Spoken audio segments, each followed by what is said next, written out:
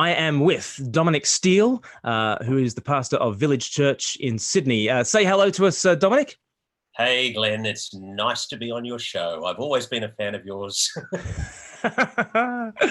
Okay, that's a bit creepy, but very nice to have you on our show, because we're very much fans of you and all you're doing. Just tell us a little bit about what lockdown looks like for you in Sydney there. Well, we're not quite at absolute lockdown in terms of what I've heard is going on in the UK over there at the moment. Here in Australia, the Prime Minister announced a series of tougher measures on last Sunday. We were technically allowed to have we would have technically been allowed to have a meeting of up to 200 people last Sunday. However, our denomination en masse decided to scrap public meetings from 8 days ago. And so public meetings have not been a thing for only 8 days in our part of the world. The Prime Minister toughened those regulations on Sunday night. And so for a wedding, you can have 5 people present. For a funeral, 10 people present. But pretty much they're discouraging any kind of extended family barbecue, anything like that at the moment. Yes. And we saw pictures of lockdown. We saw pictures of people sort of ignoring advice and going to Bondi Beach. That was sort of. I think that really provoked the politicians into action. Right. And some of us had obviously made quite significant decisions at considerable cost 4 or 5 days before, and then to see 10,000 people on Bondi Beach really sent the politicians quite annoyed. Yeah. Yes, and yes. rightly so. Yes. Well, we're all learning from the Australian experience. I think one thing we can learn in the UK from the Australian experience is, as of today, they've just reopened off licenses, bottle shops. And I just thought we need drive-through bottle shops like in Australia. Yep. They don't have them here, and that would be the way to go in terms of hygiene these days. But we've also got on the program Nathan Campbell, who is a pastor up in Brisbane. Introduce yourself, Nathan, your church, and what your situation is right now with COVID-19. Yeah, look, my name, as you said, is Nathan. I'm a Presbyterian minister here in Brisbane in a church that meets in one of our inner city suburbs. It's been a campus of a larger suburban church for a while, so that church is quite well resourced, well set up, but we are in the process of being spun off as a bit of a plant from there. And so we've got kind of the big church experience of dealing with lockdown with lots of technology, and what you do in a smaller community looks a bit different. So I'm kind of stuck between those two worlds a bit as we figure out how to respond with 3 kids, primary school aged and like down to kindergarten, which is preschool in some parts of Australia. I don't know what it's called in the UK, but trying to navigate life with children suddenly at home. My wife's been part-time teaching, supply teaching, and so she's at home as well. So we're figuring out all sorts of new normals, going, what does 6 months of this potentially look like for church and for home, and for the mix of those two. I've been reminded recently of Blaise Pascal's statement when he wrote his thoughts. He said, most of man's problems can be traced to the fact that he cannot spend time alone in his room with his own thoughts. And we're discovering that if there's anything that is more difficult than that, it's spending time with your own family. Lockdown. So we're learning lots about showing grace to each other and forgiving each other, and trying not to get under each other's feet too much. But Dominic, you've been an early adopter in terms of technology and reaching out and online ministry and that sort of thing. Tell us some of your journey in how you've seen the power of media in reaching out with the gospel in your situation. Well, you're right. My background's radio journalism, and so I spent the 80s working in the radio. And then when I went into ministry, I was still interested in media and technology and all those kind of things. And so for a long time, since I think 2004, we started videoing our Sunday services. We've probably only been broadcasting them. We were broadcasting them from 2004 on the Australian Christian Channel, but in terms of on social media, probably only the last 4 years. And so moving to this live stream kind of genre has not been too complex. And in the last week, I owned 4 cameras, and I thought, this is going to go for 6 months. I should buy another 2. And so, so that was Don't waste your crisis. That's right. 6 cameras. So, like, what do you use for a 6-camera broadcast? Do you have Black Magic or something? Or? Well, it's just an 8M mixer that goes into a. We've got Wirecast on the broadcast, but also a Vimeo license, and so sometimes we use Wirecast and sometimes we use the Vimeo live stream license, and then we're running. Well, last Sunday we had 3 cameras on the presenter, as if you like set 1, and then 4 cameras on the band as set 2. No, estimating. There were one of the cameras could do both. That's right. It was moving between the 2 sets. Yeah. What kind of crew did you have in the building? Well, we had 3 on. There was 4 on the band, me, and then we had somebody on sound, somebody on the lower thirds, and then somebody switching the video, and 1 camera guy. Yeah. And are you going to be allowed to have that many people in the building at once going forwards, do you think? Certainly at the moment, we're allowed to. The regulations in Australia have said you can still use public entertainment venues for live streaming, and I don't actually know that there is a legal limit on the number of people you can have in the room. However, I did note that the Melbourne Anglican Church have just said you can only have a maximum of 5. They've self-regulated for 5 people in any of their rooms. Now, I'm not sure in terms of going forward. We actually, why am I doing this from home and not sitting on the nice lounge that we did last Sunday from? Because I'm not allowed to use the church building tonight because they're recording our back catalogue of songs so that we've got a range of songs to sing if we do get locked out of the church building. Okay. I'll ask you about songs maybe later in the conversation. But Nathan, in your different sort of church setting, you've also wanted to use social media and reach out to your locality. Tell us how you've tried to do that, and perhaps a story or two of how that might have worked. Yeah, sure. I think like Dominic, my background pre-ministry is journalism. I did a journalism degree, but then fell into public relations, so the dark side of the force.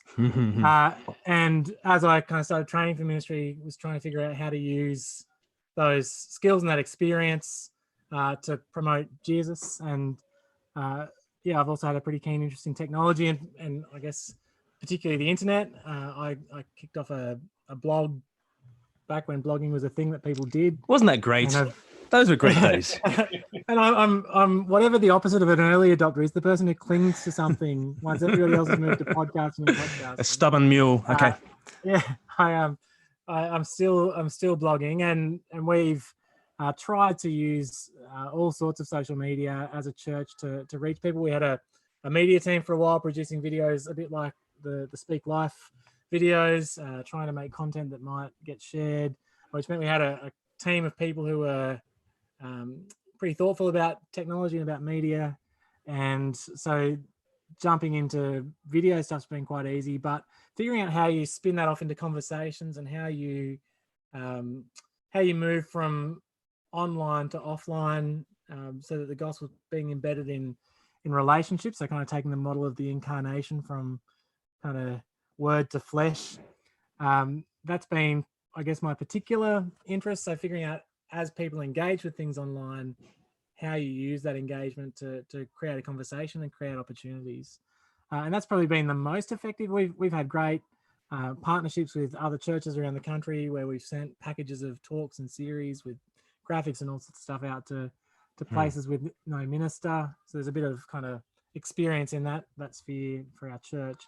Like the bits that have excited me most have been the relationships that have kind of been created by a piece of online content that then produces a conversation that then produces a beer or a coffee with someone. And how do you do that? How do you go from, because one of the temptations for social media is to think you're talking to everybody as opposed to talking to somebody, and to broadcast to the world as opposed to your locality. So how do you make social media work for your locality?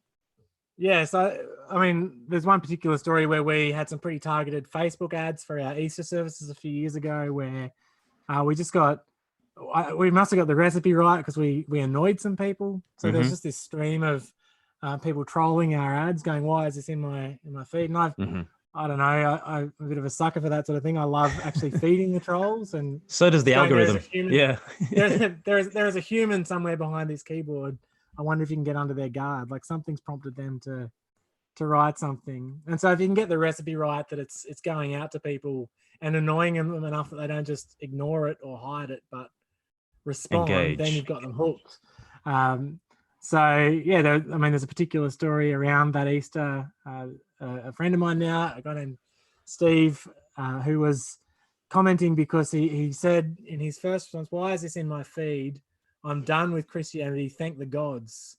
And I was like, that's a very interesting phrase. I clicked his profile and there's all this Norse paganism stuff all over his profile. And that, I think the way to engage in a conversation is to be curious about the person and their motivations. So I kind of dug in a little bit and asked him some questions, and it turned out he just moved to Queensland and was looking to make some friends up here, and an interesting kind of guy who was happy to talk to just about anyone. So we moved pretty quickly from a few online back and forths to a beer at a local pub, and he has been coming to our church pretty much since then. Wow. Became a Christian. Isn't that wonderful? He had a really interesting background in a kind of pseudo-Christian community called the 12 Tribes, which is this kind of attempt to recreate Israel, where he lived for almost 20 years.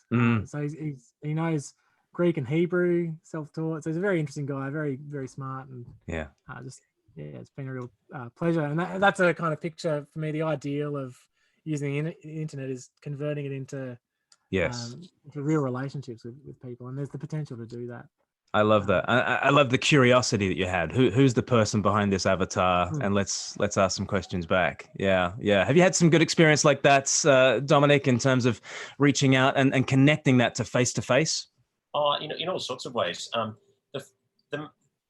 think I remember a small businessman in our church saying to me that what you have to do when you're the minister of the church, or whether you run the small business, is you've got to rattle your shingle. You've got to say, "We're here." We've got to be the blacksmith, sort of saying, "Come and get your shoes shone for your horse." Or ring the bell. Like that.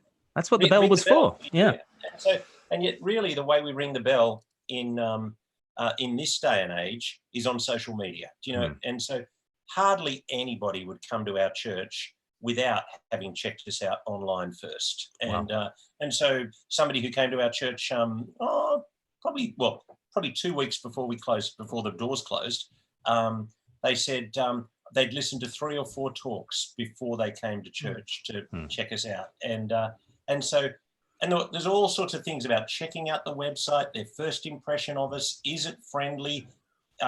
Does it, it says something about where we're coming from theologically, that we're into the community. All those kind of things are super important, both for the Christian who might be transferring to our area, but also for the person who is beginning to explore the possibility of Jesus. And so, I mean, I came to a little church with, on a good day, there were 13 little old ladies, and on a bad day, there were 8.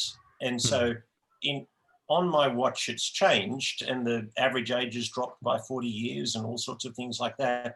But we had to say we exist, because we didn't exist as a part of the community 18 years ago when I came. And I'd actually say social media has had a big part in that. And you exist in the community in what sense? So what are you doing to sort of get your tentacles out there into the community? Well, I mean, when I go to the fish and chip shop diagonally across the road, I walk in and I buy my fish and chips, and John, who is John and Manny, who are the key guys there, John said, I listened to your talk this morning. And so now I'm not saying he's listening to all of every talk, but he's listening to some of some, and he knows what's going on. He quotes back different illustrations that I really in the talk. Now, he's not a guy who would perhaps come to our church, but he's aware, we're credible, and and lots of people from our church go to his fish and chip shop. And so we're part of the conversation in a way I don't think we would have if we weren't out there live streaming. And certainly he follows us on Facebook. And so it's interesting hearing Nathan. I've got lots of respect for Nathan's strategy on Facebook of the way, that story of the way he engaged that guy is amazing. I'm perhaps more cautious in that I'm just aware that probably about a third of my Facebook friends are non-Christian. And so I'm just very careful about how I behave online in terms of wanting to throw the line out and draw it a little bit closer, wind it in a bit, say something that's a little bit spicy and tantalizing, draw some interest, and hope that they move closer to me, move closer to our church, and move closer to the gospel. That sounds a little bit like what you try to do, though, isn't it, Nathan? Yeah, He's I more think I'm provocative than I am. Is he more spicy? I You're more think Vindaloo, and yeah, like I want to be presenting the goodness, the truth, and the beauty of the gospel embedded in real life. And I think I had a policy a few years ago of never arguing with other Christians on Facebook, but I think Facebook is just geared towards stoking controversy to partly because we're addicted to it. But I'm very mindful. We've got a street Facebook group, and I'm Facebook friends with all of my neighbours, and I'm very they're actually the first audience I have in mind for lots of the stuff that I post. Well, that's really good. Yeah, they often read things I post that I've written on my blog. They're not, I don't think, at the stage of watching sermons that I give yet, although we do have some pretty good conversations over a beer on the street. So I think my goal with any kind of social media is to feed into any real life conversations I might be having, or pick off the back of a conversation you've had to go, here's something that's part of the water cooler conversation that I'm in on our street every afternoon over a beer. Give us an example of, like, for instance, that Easter outreach that you did on Facebook. Like, what was it? It was a video, was it, that you kind of promoted? It was actually just a picture from our series. We did we were doing Matthew's gospel at the time, and we've got this approach of doing a gospel in term one, so between Christmas and Easter, and we'd frame Matthew as an epic fantasy story, the greatest story ever told. That kind of you can't read the Gospel of Matthew and not see enchantment. And so I'd been reading some Charles Taylor and been going, man, I want to just get to the historical Jesus, but that's this product of the secular age we live in. What if we didn't play down all the demons and the miracles and the magic, and actually went, some C.S. Lewis and some Tolkien. This is it's the myth that happened. True myth. That's right. I think that was probably where I first came across some of your stuff, Glenn. But I think for Stephen, it just particularly resonated with him because he really loved Tolkien, and here was this Matthew's gospel graphic with a sword and a cross and a claim that this was a chance to hear the greatest story ever told, and that, I think, hooked him a bit and made him want to say, but what about all these Norse myths? Like he was drawn to Norse paganism because of the stories, basically. Yes, but what's your fear, Dominic? Your fear is that Christians get out there and just are unnecessarily provocative. I certainly don't like. My sons. I've got older kids than you, Nathan, but so I've got a 21-year-old and a 19-year-old, and they despair over seeing Christian leaders bicker on public Facebook. Right. And so I actually coordinate the Facebook group of ministers for Sydney, and in that group, there's a real collegiality of working together on mission, and especially at the moment, working together on mission and helping each other. But it's also a place where we can have debates, and we do have debates, but we're not, if you like, that line of being wise about what you say before the outsiders. Right. And so I'm thinking, as I'm on public Facebook or public media, I'm actually thinking, how do I? I'm actually thinking my primary audience is my fish and chip shop mate. Right. So I think we've got agreement with that in terms of Nathan's wanting to get out there and be spicy, but with his neighbours.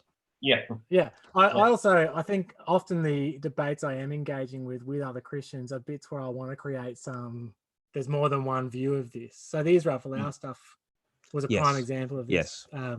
Wanting to go, yeah, there's a lot of Christians who really want to champion his right to say things that people find offensive, but I actually want to critique the way that he framed his message and suggest that there's good news in the gospel for people who are same-sex attracted, and I want to be heard saying, yeah, this is damaging. And that meant some conflict with other Christian leaders. And I think I'm going, how do I speak up in a way that gives voice to other possibilities and opens a bit of curiosity about what Christianity might look like. And like the absolute worst, and I think Dominic and I probably touched base on this, is when Christians doing politics within their denomination are at each other. And I remember that being a particular moment for me where I was just like, this is nuts. Don't people know this is media? Right. People are listening. Yeah. You know they can hear you. Yeah. And another bugbear of yours, Dominic, I've enjoyed very much your rants about, if you do a sort of Facebook ad campaign, because you're doing a sermon series on questions that unbelievers might have, like, why is God such a homophobic bigot? That's go on. Can I invite you to have that rant on our channel? Can you? Very happy to go, have that. Go. 99% of the people who hear your promotion won't actually come. Do you know? You say, and so why would you run an advertising? I mean, Coca-Cola would never run an advertising campaign. Does soft drink taste good in cans? Or something like that. Does Coke rot your teeth? Come and find out.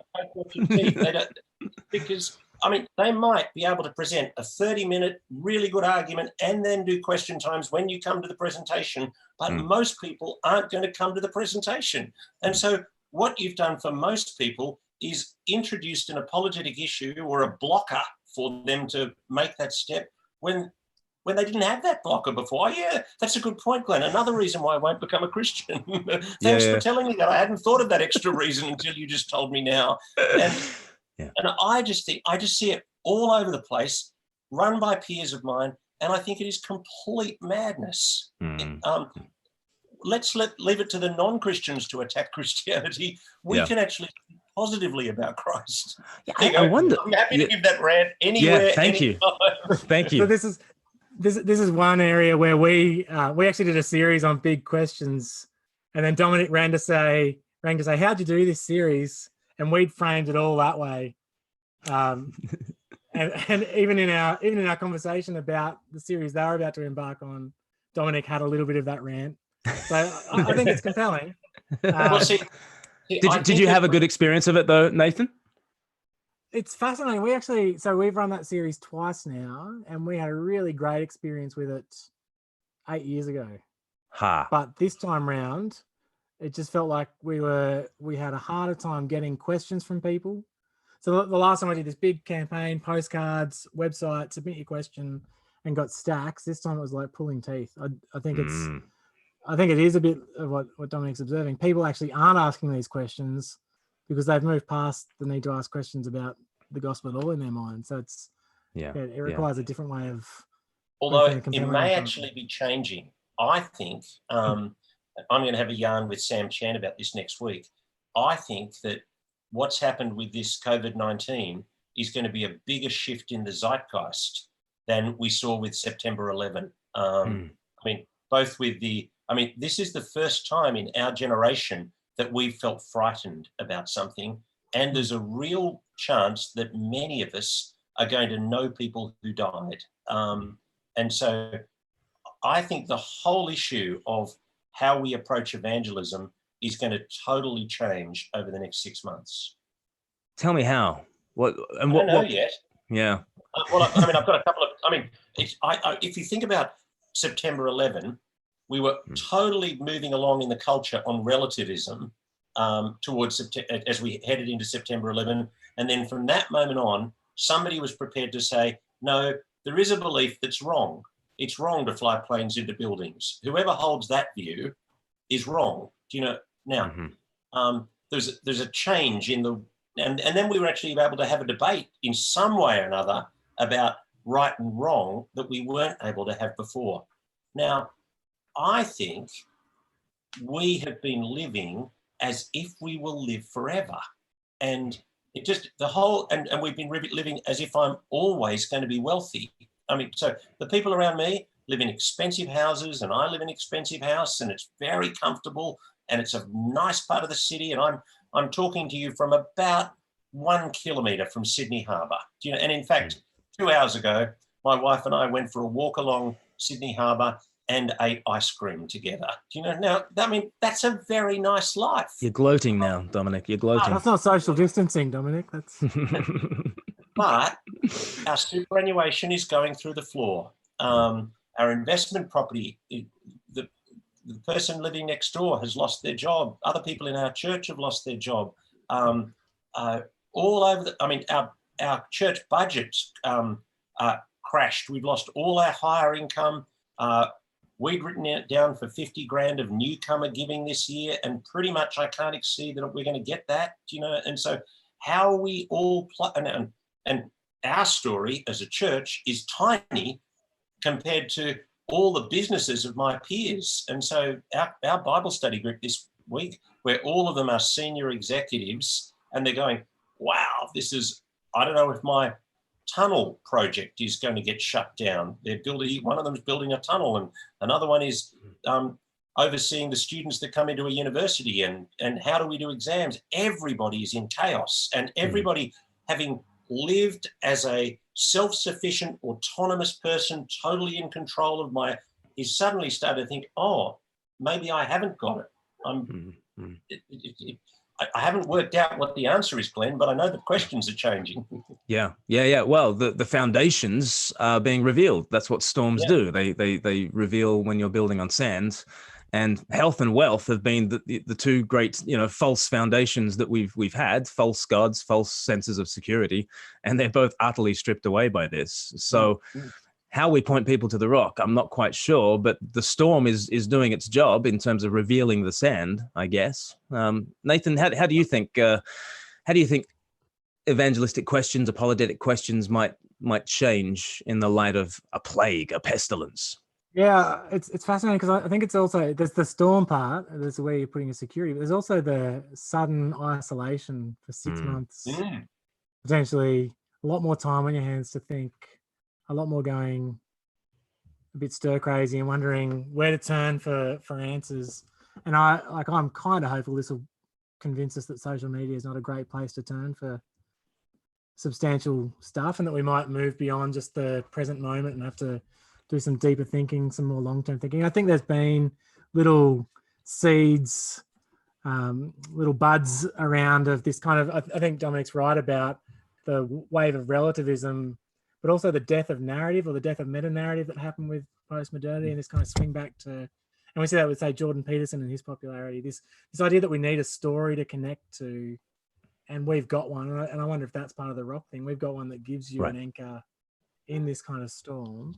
And yeah, I suspect people are going to look for answers. They're going to ask questions about things like the economy and globalism and all this kind of stuff that we're seeing in this perfect storm of a pandemic that spreads from one part of the world to everywhere very quickly through all the technology that we've built and that we love.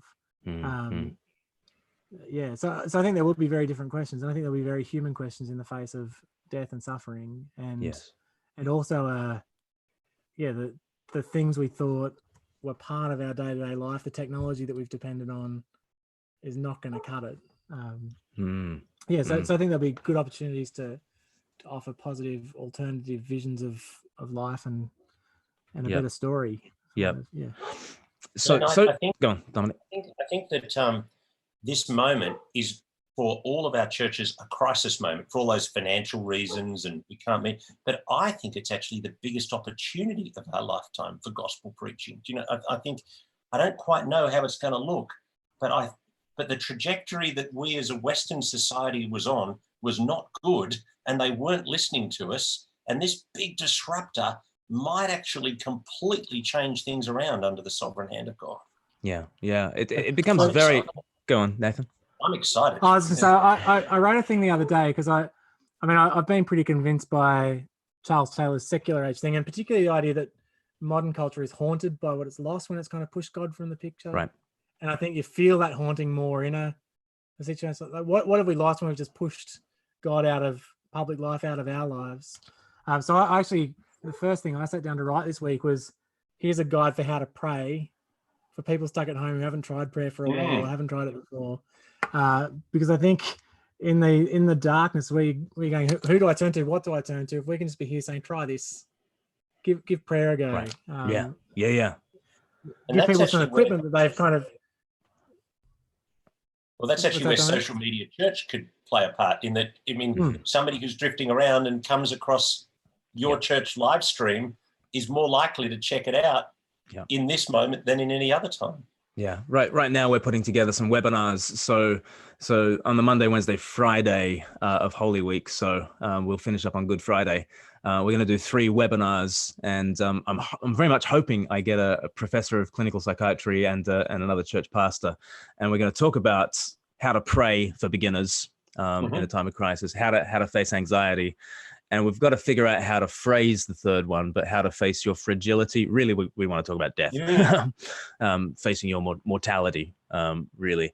And let's put a bit of money behind that on Facebook, and let's run it as a webinar. And let's really, because there's loads of people who would like to learn to pray. They have no idea how to start, and they're, even when someone says they're an atheist to me, one of the first questions I ask is, so what are you praying for at the moment? And, they say, actually, my mum's going in for an operation and, but, the atheism that people have these days is a nominal atheism, in the same way that the Christianity of, of the 1950s and 60s was a nominal Christianity. We're living through times of nominal atheism and nominal agnosticism, and people kind of are praying and spiritual, and they've got no idea where to begin. And I think now is the time for the webinars. Now they're really going to come of age. But that's one method that we're going to try to use to reach out at this time. Have you guys put any thought to how you can use social media at this time in perhaps a different way, or how you're going to step up what you're already doing? Just as you told that story, my mind went to, in our little suburbs Facebook group. People are obviously worried in that same way that you were describing. And I was watching one of the small businessmen in a little thread expose his vulnerability, and normally I'm trying to present I've totally got this, whereas he was actually prepared to be vulnerable. And I wrote, I've just stopped to pray for you, Simon, and for all the other struggling small businesses in Annandale, and he wrote, put the little love heart on that and wrote, thanks, Dominic. Now, he wouldn't have expressed the vulnerability, and I wouldn't have said that, except for this is the moment that God has given us. And I'll look for the opportunity to bump into him in real life. But it's those kind of, the other little one we've just done is, we've not been as good as you, Nathan, on knowing our neighbours. But because of caring for our neighbours in this moment, we've letterboxed our street with, hi, this is Dominic and Kathy from number 11. Yeah. We just thought some of us are going to be isolated in this moment, in this next little while, and you might need somebody to go to the shops for you. And it would just be good if we all got to know each other.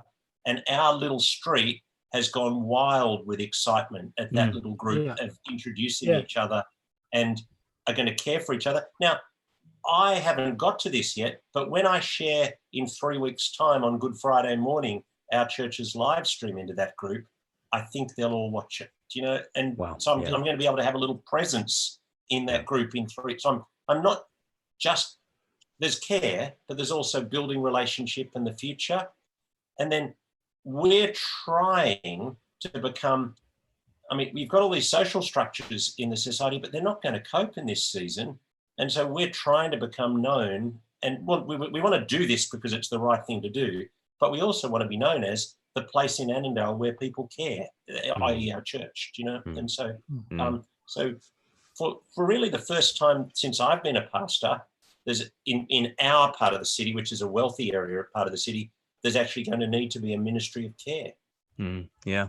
I letterboxed my street two nights ago, and I got bitten by a dog for my no. efforts. So I bear the marks of Jesus on my body, just for the gospel. For the Suffering gospel. for the gospel. That's right. Yeah, That's but right. within an hour we had 12 people join the WhatsApp group. We've only got 26 houses on our street, and I think we're now up to 17.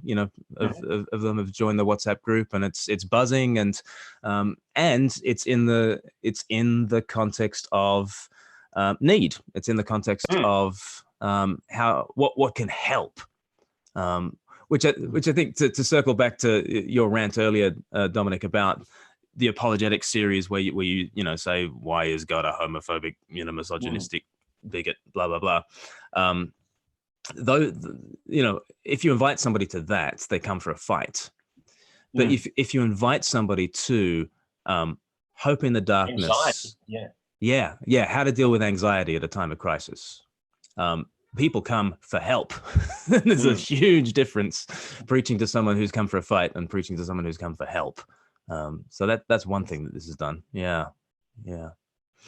So, Dominic, we've had one of the things that we're all going through the process of how do we make community happen online, and it seems, as I look at some of my peers around, some of us have put together a professional platform show online, but not done as much work in this week 1 and 2 of getting the community to function, whereas others have worked really hard on the community and it hasn't been as professional, if you like. Now,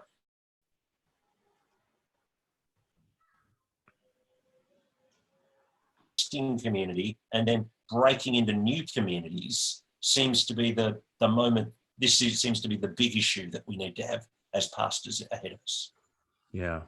Because what would you say to someone, Dominic, because they hear you've got, a 6-camera setup for Sunday, and they're like, I'm just trying to figure out Zoom. Like someone who doesn't have the wealth of experience behind you or the technical know-how, how can they be helpful and online in this time? Well, I think I wouldn't worry so much about, there's obviously a few little technical things that you can do that will make something go better, like just looking into the camera and things like that. Thinking about talking to one person rather than thinking that I'm addressing 100 people anymore. But just having it as a one-to-one communication. But the big thing is actually people crave relationship. And right now in this season, we've gone from being super, super, super busy and with all these things on to absolutely nothing on. So, we're just thinking about opening up the Zoom room from 12 till 2 every day and having a church lunch on Zoom, because people, wherever they are, they've done 3 hours sitting at their desk at home at work, and now they actually want to talk to somebody. Well, let's just have lunches. Anybody who wants to come and have lunch in our church, come and have lunch in our church Zoom room on Monday to Friday. I'll have a midnight snack with my friends in Annandale. Yeah. Yes. Yeah, I think we're a pretty different setup technologically to Dominic, particularly in our local church rather than our mothership. And I'm very deliberately sticking to my iPhone on a tripod and my laptop, and really wanting to push away from professional quality streaming of a full package service. Because if this is a 6-month thing, that's going to become a new normal.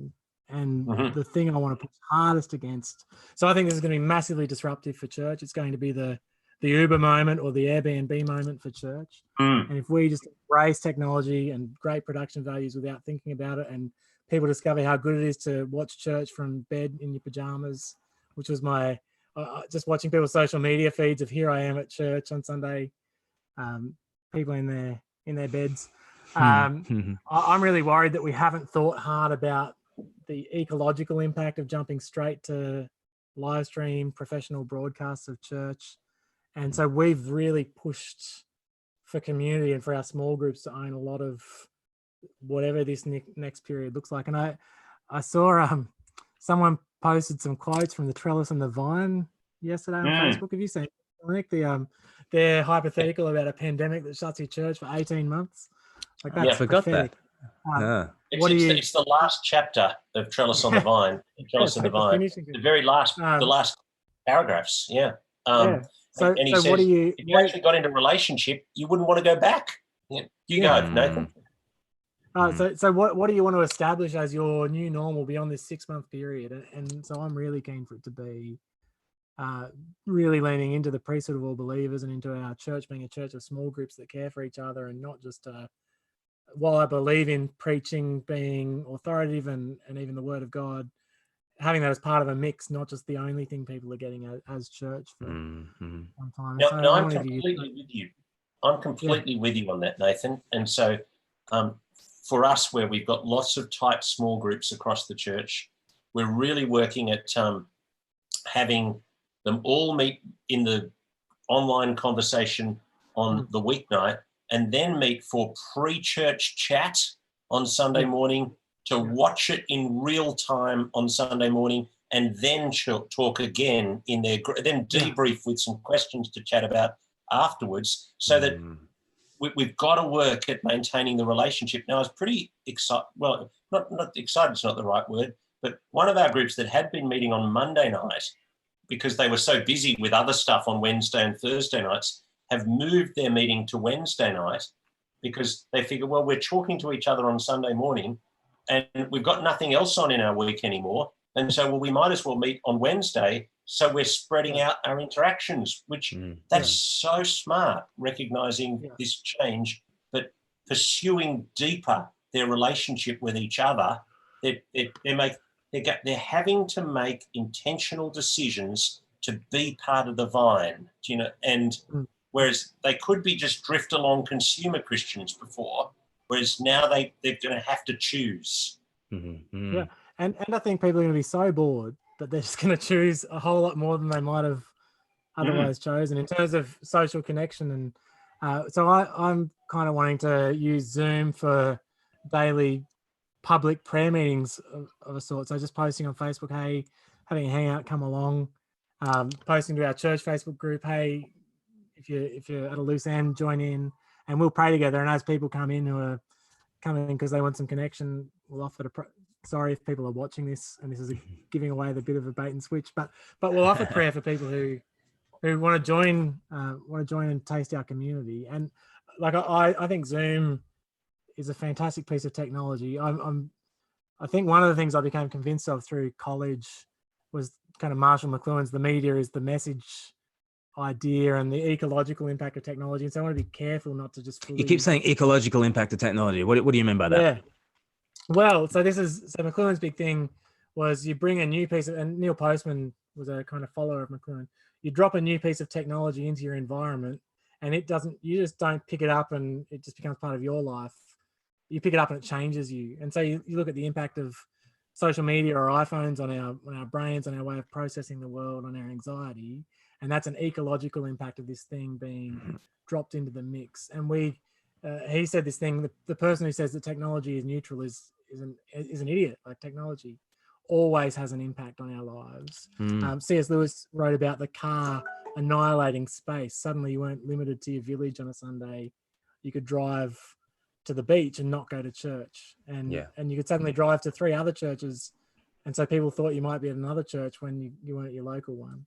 And this global village is the annihilation of space and time. And so if we just rush to embrace technology and we rush to embrace we can do it, so why don't your church who doesn't have a live stream connect to ours, we just feed this ecological change that we're not ready for, that will further kind of disembody or excarnate us. And so I just wanted to go, yeah, technology is a great thing, and some of the changes are good and necessary, but just got to be thoughtful about what you chuck into the mix and what you lose as a result. So how do we make sure that in 6 months' time, people log off and show up to our churches? Like, are there things that we can be doing now to make sure that that's more likely?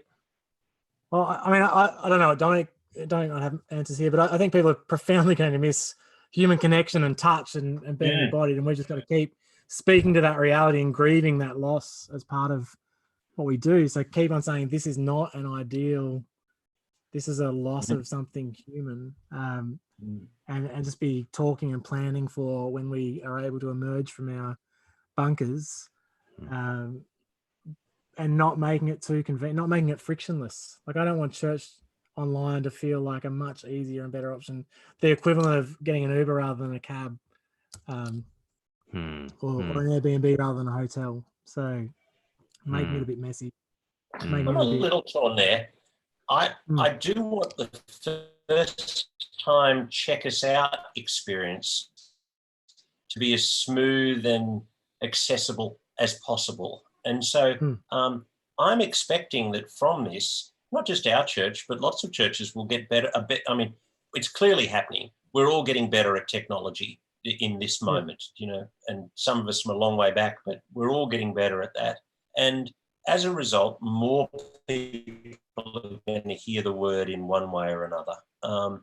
But I'm also with the comment that Nathan just made. It won't do us any good if people just stay home. Well, it is quite weird what's going on at the moment. We've had one of our university students, the university's been shut down. She's one of our youth group leaders, and she's gone back to her parents' house in Queensland, but she's still leading youth group for us from Queensland. And so another one of our staff members who's pregnant,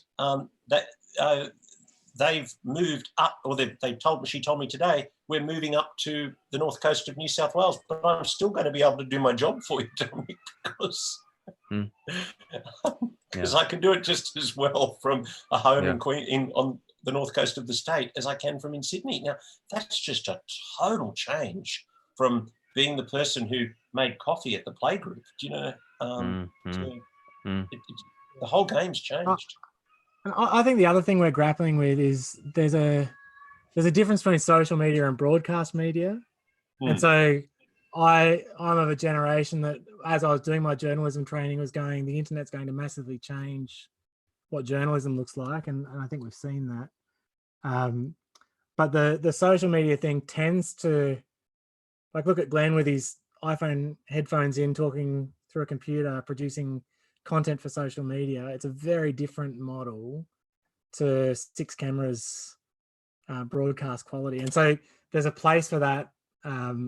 But I do wonder if in this crisis, the iPhone and the quick video or the quick Zoom chat that you can get people into spontaneously, if that's going to come to the fore a bit, and we're going to see churches truly embrace social media, not just media.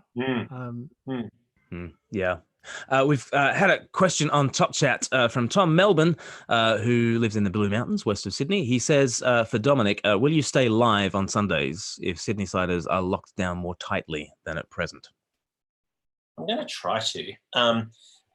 I've been somebody who's done live broadcasting since I was 20, and there's something about being live and connecting with people that just makes it feel like I can be part of it rather than I'm watching something that was done before. And it'll never be as good, it'll never be as smooth, it'll never be as tight, but it somehow feels more real.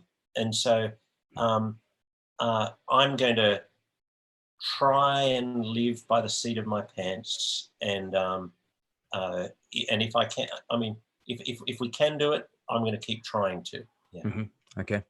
And just in the last minute or two, let's ask a final question of you both. Let's say it's the year 2022, and we are looking back at the year 2020 and everything that's hit us. What would you like to be able to say of your church? In 2020, we learnt, or in 2020, this is how we grew, or in 2020, this is the lesson that we learned.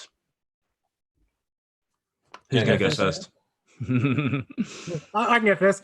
Look, I've said to our people up front, just a step before that, I'm a big believer in not wasting disruption and crisis and going, where are the principles that we have about how church works that aren't being put into practice? How do we use this to push towards what we think is true and good? And so I've said to people, I want us to come through this less secularized in our understanding of our beliefs, so more connected to God and to his presence, and For that, I'm wanting to actually become a bit Anglican perhaps and embrace a little bit of liturgy and kind of be reminding us that we belong to a church that's been through pandemics and wars and crises and said words together that we can say too.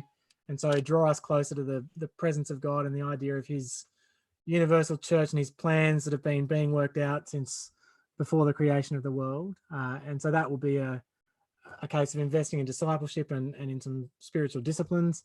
And I want us to be closer to each other. So even though we're not meeting together in person, I think we're actually going to see a lot more of each other's faces through Zoom in this crisis than we otherwise were. And people are going to be freer with their time. So I actually want to deepen our relationships. And I want us to get better at loving our neighbours with things like the connecting. I'm loving seeing street Facebook groups popping up all over the place. Like we chucked a template invite up after our first Sunday of going, how are we going to face this as a church? And it's just been it's such a good thing on our street to have an in to the living rooms of your neighbours. So I think that will be a really long lasting thing for our people. So I want us to get better at connection locally, pushing back against the kind of global village and going, okay, we're actually in a local village and we can use these technologies to connect with the people we see on the street as well, not just the distant people who think the same as us already. So if we can come out of it more connected to God, more connected to each other and more connected to our neighbours, having lived through a crisis, I think that'll be pretty great. And I'm hoping that's what we're looking back on 2 years. He came up with 3 points. Dominic, you're gonna have to top that as a preacher. Can you round off with 3 points? They didn't begin with P though. So the two things I've read have been Rodney Stark's Early Christianity, and chapter 4 is about epidemics and conversions. And he says that the epidemic, the 156 and the 216 epidemics were massively significant in the rise of Christianity to become the dominant faith of the Roman Empire. And so that just gives me some hope. The other thing I've been reading and thinking about is that little passage, John 15, that I alluded to earlier, that I think obviously there are big things going on in the world, but in the church, I think the church is being pruned. Some parts of the church which are bearing no fruit will be gone. Nominal Christianity will be gone as a result of this. However, those who are Jesus's, who are connected to the vine, who will choose to lean into the vine and lean into the other branches, well, we actually will get stronger. And then you keep reading in John 15, and what happens? It's expressing love. It's greater love has no one than this, than he laid down his life for his friends. And who are we going to be at the end of this? A more loving church if we could stay connected to the vine and are connected to each other. So, and we've seen the example of that. Stark says the Christians came out of the plagues healthier than the pagans, even though the Christians were running in to care for the sick pagans. So because they did the John 15, who do I want to be at the end of all of this? I want to be the person who ran in to care for people and actually was the arms and legs of Christ because I was connected to the vine. That's where I'm at.